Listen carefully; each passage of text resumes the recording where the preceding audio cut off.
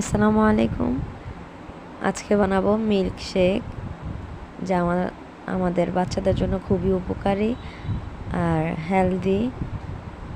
এই গরমে বাচ্চাদেরকে হেলদি খাবারটা দেওয়াটাই সবচেয়ে ভালো। বাহির থেকে জুস বা এসব জাতীয় খাবার না আইনা নিজেরা ঘরে লাচ্ছি বা শেক জাতীয় খাবার বা এ ধরনের ড্রিঙ্কস ওদেরকে দিতে পারি।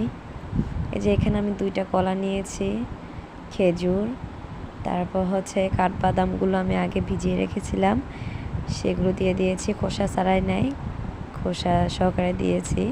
আর এখানে জাল দেওয়া সহকারে দুধ দিয়েছি। সবগুলো একসাথে ব্লেন্ড করে নিয়েছি। এই যে দেখেন হয়ে গেছে। আপনারা চাইলে